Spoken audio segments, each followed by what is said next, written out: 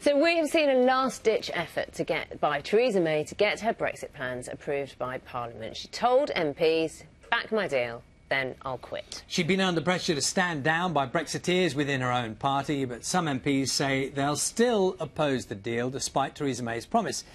Let's talk to the Conservative MP Mark Francois and John Whittingdale as well, joining us from Westminster. Gentlemen, very good morning to you both. Thank you for your time this morning. John Whittingdale, if I can ask you first, Theresa May's gamble of saying, support me and I'll quit, has that worked? Well, that's not the only reason why I decided that reluctantly I would have to support the deal. I think what became clear in Parliament yesterday was that there was a very strong majority against leaving without a deal, and that the alternative, which Parliament is likely to try and push through, is worse. I was opposed to the deal on the basis there was a risk it would leave us trapped in the customs union. The alternative, it appears, is permanent membership. And so the fact that the Prime Minister said she would stand aside for the second stage, I think is helpful, because I'd like to see somebody at that time who believes in Brexit. But the important thing is that we first get Brexit, and I reluctantly concluded the only way that that can happen is by supporting the deal. So, just so absolute clarity, John Whittingdale, you are now saying you are supporting the deal. I have said that I will vote for the Prime Minister's deal if there is a third meaningful vote. OK, let's move on. Mark Francois, just establish your position. You have been someone who said consistently you will vote the deal down. Where are you this morning? I'm consistent. I will vote against it because, unfortunately, it means we don't leave the European Union. It leaves us hanging half in and half out. That's always been the case. Not one punctuation mark in the treaty, it is a treaty we're voting on, has changed. Nothing has changed, to use the phrase of the moment. And so, to be consistent, I've always been against it. I'm still against it. I told my whip the other day I wouldn't vote for it if they put a shotgun in my mouth. Other than that, I have no particular view. What can you tell us, enlighten us, as to some of your ERG colleagues? It seems unclear as to who's doing what. What can you tell us this morning? Well, this will be a decision for every individual member of Parliament, and it is a difficult decision. And I'd like constituents to know that we've all thought about it, you know, and weighed it up. We've not done whatever we're doing. John and I, we're friends. We've been friends for years. We have neighbouring constituencies in Essex. You know, whatever any MP does, they'll do after having thought about it very carefully. But I suppose our unofficial motto would be Rudyard Kipling's "If," the famous poem. If you can keep your head when all about you are losing theirs and blaming it on you, if you can trust yourself when all men doubt you, yet make allowance for their doubting too.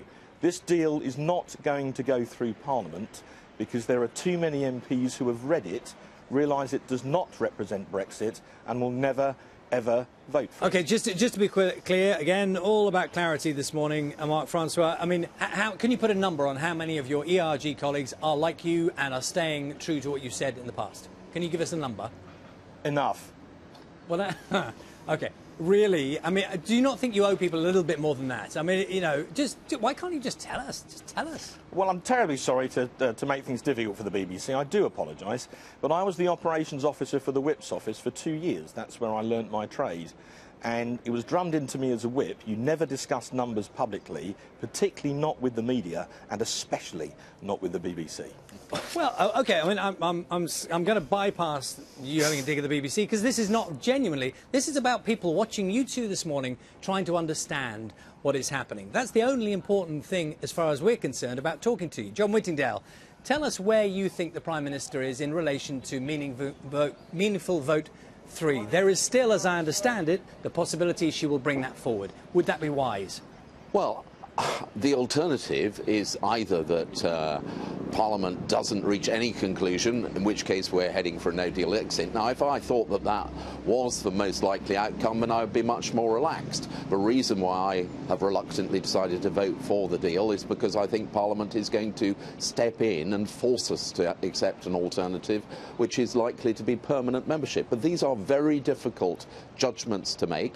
Mark is absolutely right. Each one of us has wrestled with this for a very long time. Some of us have reached different conclusions. conclusions as to the best way forward. We're still all of the same mind that this is not a good deal. The question is, what is the alternative? Can I put one thought to you, and this is really to both of you in a way, which is that there are some people who are watching the goings-on, and in amongst other things, this is specific to the Conservative Party, which is why it's so good to talk to both of you, which is there's something deeply unpleasant about the notion of that the moment she says, "I'll quit if you vote for me," lo and behold, the votes come in. And there's something unseemly about that, which suggests that it was never about the principle, that it was always about whether we like her or we don't like her. That is, you will be aware there is an impression that that has been a big part of this latest twist. But that's your caricature of what has happened, and I don't accept it for a minute. I said before that I thought that it would help if we knew there would be an alternative person who had a track record of fighting for Brexit when we come to that next stage. But actually, what made up my mind was the fact that Parliament voted very narrowly last night to not in favour of a customs union, but the likelihood is that Parliament is going to force upon the government something worse. That was the most important factor in my decision making. And I listened to the Prime Minister last night. I think she spoke with great dignity, and she accepted that when we come to that next stage, if we can get there, then it is right that we have a fresh start. Personally, I think that was a sensible conclusion. Mark Francois, please pick up. Certainly, Charlie. One of the great things about when this process is finished is we won't need to listen to that gentleman forever. So, no, it's not about the Prime Minister. I've not voted on that basis either one way or another.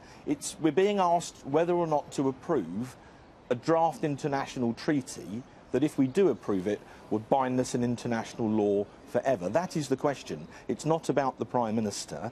And having read the treaty diligently, I hope, we're MPs, it's our job to do this. Having seen that it keeps us in the EU, it means we remain under the control of the European Court of Justice in key areas of our law. We pay £39 billion for nothing.